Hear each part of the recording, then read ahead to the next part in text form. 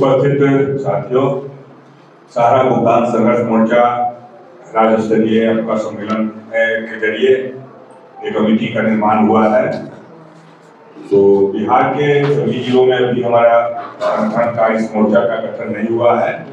लेकिन जो गठन हो गई है उसके हमारे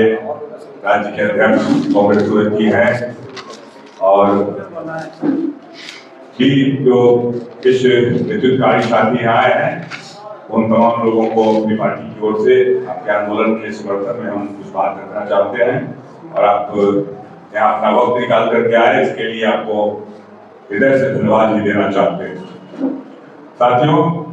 आज 23 मार्च है। 23 मार्च महान क्रांतिकारी, हमारे आदर्श नौजवानों के आदर्श संघर्ष के प्रतीक भगत सिंह, सुखदेव और राजगुरु की शहादत दिवस है। पूरा देश आज शहादत दिवस मना रहे हैं। हम लोग भी उन तमाम तीनों शहीदों को अपनी ओर से श्रद्धांजलि अर्पित करते हैं, उनके लावा सलाम पेश करते हैं। साथ ही आज क्रांतिकारी कवि पास का भी शहादत दिवस है, इसलिए हम तमाम लोगों से भी अपेक्षा रखते हैं कि ऐसे क्रांतिकारी कवि को भी हम अपनी ओर से, अपने मोर्चा की ओर से उन्हें सलाम पेश करें। साथियों, हम बड़ी वक्त से आ गए थे, आपकी बात तमाम साथियों का सुने हैं और इस पर मैं कहना चाहता हूं कि सहारा भुगतान का जो सवाल है, सहारा का जो आंदोलन हम आप कर रहे हैं, आज सड़कों पर उतरने के लिए मजबूर हो गए हैं। हमारे तमाम कार्यकर्ता साथी, हमारे जमाकर्ता, देश के लाखों करोड़ों लोग सहारा के कंपनियों में, सहारा में इन्होंने अपनी बड़ी मेहनत की कमाई की कुछ अंश जमा करके अपने भविष्य के लिए जो जमा किया, एक वक्त जब आएगा बुरे दिन के अच्छे दिन में हम उस पैसे का इस्तेमाल करेंगे। लेकिन हम देख रहे हैं, अब सब लोग खेल रहे हैं कि सहारा बिल्कुल बंद हो गई, तमाम लोग सड़कों पर आ गए, उसमें काम करने वाले लोग बेरोजगार हो गए, वो प्रताड़ना के शिकार हो रहे हैं, उनका मानसिक शोषण हो रहा है, उनका सामाजिक शोषण हो रहा है और यहाँ तक कि जो जमा करता है उनकी जो हालत है वो तो और भी कहा जाए कि बिल्कुल जो गरीब लोग हैं, जो सब्जी बेचने वाले हैं, जो दुकान चलाने वाले हैं, मध्यम किसान है, गरीब किसान है, वैसे लोग भी इस सरकार के सिस्टम से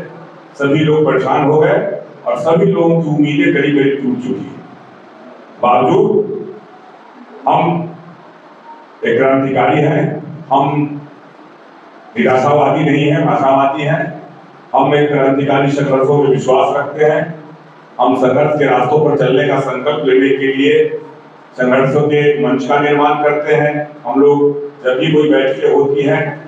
तो हम लोग उसमें संघर्ष आंदोलन का आगे की रणनीतियां तय करते हैं। आज भी हम लोग किए हैं। 2 तारीख को जब हमारी पार्टी की ओर से महाजुटान का जो प्रोग्राम लिया गया, सब लोग जानते हैं कि हम लोगों की पार्टी की यह सोच थी कि पूरे बिहार के अंदर जितने भी संघर्षशील ताकतें हैं जो अपने सवालों को लेकर लड़ रहे हैं, चाहे वो सहारा के से जुड़े हुए आप लोग का है, ये तमाम देश के अंदर, राज्य के अंदर जो स्कीम वर्कर है, रसोईया है, आशा है, आंगनबाड़ी है, ममता है, डाटा ऑपरेटर है, माइक्रो फाइनेंस कंपनियां से जुड़े हुए लोग हैं, जीविका दीदी हैं, शिक्षक हैं, कर्मचारी हैं, छोटे फुटपाथ दुकानदार हैं, कई तबके 200 से ज्यादा जन संगठनों का जन सैलाब महाजुटान पार्टी ने लिया। यह पार्टी का बैनर था, लेकिन मंच पर जो हम लोगों ने पूरे बिहार में इस बात के लिए वैसे पॉलिसी नीतियों का निर्धारण हुआ, ये जनता का सवाल आज चुनाव के मुद्दों में गौण हो जा रहे हैं। चुनाव जब भी आती है तो जातियों में, संप्रदाय में और कई तरह के हथकंडे अपनाकर के लोग सरकार बनाते हैं और उसमें हम तमाम लोगों के मुद्दे गौण हो जाते हैं। जो मुद्दे जिस सरकार को हम चुनते हैं उस सरकार से अपेक्षा रखते हैं कि हमारी सवाल, हमारी मांग आप सदन में, आप उचित जगह पर उठाकर के हमारी समस्याओं पर आप विचार करें और हमारी समस्या के समाधान के दिशा में, चाहे वो बेरोजगारी का सवाल हो, रोजगार का सवाल हो, हमारे सम्मान का सवाल हो, महिलाओं की इज्जत सम्मान का सवाल हो, तमाम जो जुड़े इस तरह के स्कीम वर्कर है, इस तरह के आप सहारा के लोग हैं, उन तमाम लोगों की जो समस्या है, वो समस्या के समाधान चुनाव का मुद्दा बने। जो भी सरकार बने वो कम से कम जनता के सवालों पर विचार करे और सरकार एक ऐसी सरकार हो जो जनता का सरकार हो। इसलिए हम लोग देख रहे हैं कि देश में जो फांसी वाली सरकार है, भाजपा की सरकार है, जिसके नीतियों के कारण आज सहारा की वो स्थिति हुई है। अमित शाह जो सेकेंड मैन है प्रधानमंत्री के बाद, उनके अंडर में ये सरकार का ये प्रोटोकॉल। तो इस तरह से अगर अमित शाह इस विभाग को अगर ध्यान देते कि हाँ इसमें करोड़ों गरीबों का पैसा जमा है, करोड़ों निवेशकों का पैसा जमा है, करोड़ों लाखों बेरोजगार, लाखों नौजवान लोग इसमें काफी जो मेहनत करके पैसा जमा कराए, उनकी स्थिति क्या है। अगर सचमुच में अगर हमारी सरकार होती, हमारे हित की सरकार सोचने वाली होती, तो ये बड़ी बात नहीं थी। हमने पैसा जमा किया, जो सरकार लाइसेंस देती है किसी निजी कंपनियों को चलाने के लिए, उस कंपनियों के नीतियों के आधार पर, सरकार की नीतियों के आधार पर कोई कंपनियां चलती है। आज भी कई तरह की आप देख रहे हैं कि माइक्रो फाइनेंस कंपनियां गांव-गांव में जाल बिछा दिया है। एक महिलाएं 4-4 समूह से लोन ले रही है और कर्ज नहीं सदा रही है, और 30-30% तक कर्ज का लोन जो बतौर ब्याज के तौर पर वसूल करके, और जो पैसा नहीं दे पाते हैं लोग, तो या तो घर छोड़ दिए हैं या आत्महत्या कर रहे हैं परिवार के साथ, बच्चों के साथ। और रोज इस तरह की घटनाएं हो रही है कि पूरा समाज त्रस्त हो रहा है। तो आखिर देश में क्या हो रहा है, देश में क्या हो रहा है? और इसके लिए जो सहारा जो समूह है, हमें कई साथी लोग कहे ना कि हम कहीं सभा में हाथ उठवाते हैं तो 2-4-5 लोग ही हाथ नहीं उठाते हैं कि हमारा पैसा नहीं है, लेकिन मैक्सिमम लोग, कम से कम बिहार, यूपी, झारखंड, ये जो हिंदी भाषी क्षेत्र है, उस क्षेत्रों में तो हर परिवार का कुछ ना कुछ पैसा सहारा में जमा है। और पैसा का भुगतान करने के लिए हम लोग सड़क पर उतर रहे हैं, आंदोलन के कई रास्ते होते हैं। हम लोग, कोई जरूरी नहीं है कि हम लोग क्रांति करने चले हैं। तो आज पास की जो हमारी शहादत दिवस है, कभी कहा उन्होंने कहा है, लिखा है अपने कविताओं में कि कोई जरूरत नहीं है कि हम बंदूक से क्रांति करें, उसके लिए शहादत देने के लिए कलम भी काफी है। अगर कलम से आप लिखते हैं, क्रांतिकारी चीजों पर हम विचार कर रहे हैं, वैचारिक संघर्ष चला रहे हैं, अपनी एकजुटता प्रदर्शित कर रहे हैं, हम गांव की ओर जा करके आपको जगाने का काम कर रहे हैं, हम अपनी चेतना जो सोई हुई अवस्था में है, हमारे कार्यकर्ता जो सो गए हैं, आज हताश हो गए हैं, निराश हो गए हैं, उनके अंदर हम क्रांतिकारी चेतना पैदा करना चाहते हैं। हम इन मोर्चा के जरिए भुगतान कराने के लिए अगर हम गाँव-गाँव में तमाम जमाकर्ताओं को, तमाम कार्यकर्ताओं को फिर सड़क पर ला करके खड़ा कर देते हैं, यही तो सारा भुगतान संघर्ष मोर्चा का उद्देश्य भी। ये कोई गारंटी नहीं है कि हम सरकार में अगर होंगे तो हमारा जवाब कुछ और होगा। अगर हम सरकार में नहीं है तो सरकार, लोकतंत्र अगर जिंदा है तो सड़कों पर इसी आंदोलन के बल पर, जो आंदोलन सड़क पर जिंदा है वही लोकतंत्र जिंदा है। अगर हम सड़क पर आज सारा भुगतान के लिए मंच तैयार करके सड़कों पर आंदोलन कर रहे हैं, आप गांधी मैदान में झंडा पहना लेकर के, फेस्टून लगा करके अपनी मांग को पूरे मुद्दा बना देते हैं, पूरे बिहार का मुद्दा बन जाता है, पूरे देश का मुद्दा बन जाता है, तो यह क्या कम बात है? बड़ी बात यह है कि हमको इन रास्तों से जो हमें भुगतान होगा कि नहीं। मामला इतना ही है कि साथी लोग कह रहे थे कि लोग निराश और आना नहीं चाहते हैं। हमारे सूरज भाई भी कह रहे थे कि भाई कार्यकर्ताओं में जो जोश कैसे जगेगा, कैसे लोग को आगे बढ़ाया जाएगा। तो इस सब सवालों का चिंतन मंथन हम लोग कर रहे हैं, लेकिन सबसे जो गंभीर सवाल ये है कि हम जो देख रहे हैं, हम अनुभव कर रहे हैं, हम अपना अनुभव अपने साथ शेयर करना चाहते हैं कि हम गाँव में देखते हैं, हम गई जब सहारा भुगतान के लिए जब मुजफ्फरपुर बैठकें हो रही थी, हम लोगों ने प्रयास किया, हम ही लोग इसको शुरुआत भी किया। हमारे पवन अग्रवाल जी हैं, काफी सब लोग उस समय कार्यालय में 50-100 आदमी की संख्या जुड़ती थी, और हम लोग प्रयास किए कि भाई इस पर गंभीरता से, काफी मजबूती से हम लोग संघर्ष करें। मुजफ्फरपुर एक उत्तर बिहार का राजनीतिक केंद्र भी है, तो यहाँ से अगर हम लोग जीत दिलाएंगे तो निश्चित रूप से बिहार की एक बड़ी ताकत के रूप में खड़ा हो जाएगी। आप लोग जानते हैं, हमारे सूरज भाई बैठे हुए हैं, इंसाफ मंच जो एक इंसाफ की लड़ाई को लेकर के, एक हमारे आफताब भाई की गिरफ्तारी के लेकर के इंसाफ मंच बना, इन्हीं के दिमाग का सोचा कि संगठन का नाम क्या दिया जाए, और जिसमें दलित, गरीब महिलाओं और अल्पसंख्यकों का सवाल सबसे प्रमुखता से उठाने के लिए इंसाफ मंच बना। और पूरे बिहार के हमारे तमाम पार्टी के लोगों ने, तमाम नेताओं ने यह महसूस किया कि इंसाफ की लड़ाई लड़ने के लिए इंसाफ मंच से बेहतर कोई नाम नहीं है। इसी तरह से अगर आप सहारा भुगतान संघर्ष मोर्चा का नाम लिए हैं, तो एक बिहार में जो अपने गांधी मैदान के 2 तारीख के महायुद्धान में संघर्ष मोर्चा का पूरा हम भी उस मैदान में थे, हम भी आप लोगों का टोपी पहन के भी शामिल हुए। और ये था कि पूरे मंच से हमारे कई वक्ताओं ने, दीपांकर जी तो बोले ही, सूरज जी भी बोले, हमारे सुदामा भाई जी बोले, और भी लोग, पूरी चर्चा था। और चर्चा सिर्फ मंच से नहीं, उससे पहले जो तैयारियां थी, उससे पहले जो हम लोगों ने इस मुद्दा को, या तमाम जनता के जो सवाल हैं, एसटी वर्कर का सवाल था, उस मुद्दों को जो गाँव में पदयात्रा करके पार्टी ने जो अभियान चलाया, तो पूरे बिहार में ये सहारा का मुद्दा ये सामने आ गया कि सहारा का मुद्दा भी एक चुनावी मुद्दा हो सकता है। इसलिए विधानसभा का चुनाव हो, हमने तो लोकसभा चुनाव से पहले इस मुद्दा को उठाया था, और 25-24 का चुनाव हुआ, फिर मोदी की सरकार बन गई। लेकिन 400 पार का जो नारा था मोदी जी का, वो 400 का पारा आप लोगों ने रोक दिया, सहारा के लोगों ने रोका। यहाँ के जो जनता का सवाल था वो उन्होंने रोका। जनता का जो आंदोलन था, हम लोग के जो मुद्दे थे, बिहार में हम लोग की 1 सीट थी, हम लोग 10 सीट की थे, हमारे वोट का प्रतिशत बढ़ा। तो पूरे देश में सहारा का मुद्दा हो या जनता के और अन्य मुद्दे हैं, उन तमाम मुद्दों पर अगर जनता खड़ी हो गई तो सरकार को 400 पार नहीं होने देता। उसको जिंदा दिए और उसको बैसाखी पर चंद्रबाबू नायडू और नीतीश कुमार के बैसाखी पर नीतीश जी को चलने के लिए मजबूर होना पड़ा। तो सवाल यह है कि हमारी ताकत लोकतंत्र में ताकत है, हमारी ताकत संविधान में ताकत है, और हम चाहते थे कि हम सरकार को बदल दे, लेकिन सरकार बदलने में विफल है। फिर 5 साल के बाद फिर सरकार आएगी ना। हमारा जो मुद्दे हैं वो जिंदा रहना चाहिए, हमारी आत्मा, हमारी आवाज सड़कों पर गूंजती रहनी चाहिए। ये हमें आज की बैठक में हमारे जो लोग भी जहाँ साथी हैं, सहारा के जो भी कार्यकर्ता है, उनको इस मुद्दों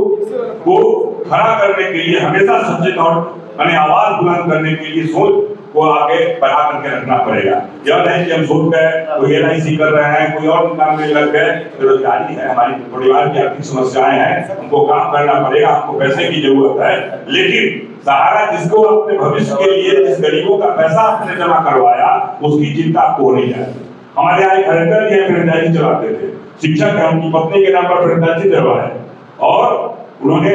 काफी पैसे भी कमाए। और जो ऑफिस का बंद हो गया तो उनका वहाँ के कार्यकर्ता है कोई गुप्ता जी, वो कह रहे थे कि तारक गुप्ता कह रहे थे कि पैसा ऑफिस का भी नहीं देते थे। यहाँ तक कि कोई हमारे साथी लोग हैं, कुछ चंदा मांगने के लिए तो 100 रुपया चंदा निकाल के दे रहे थे, और वो आते भी नहीं और दूसरे को भड़काते भी।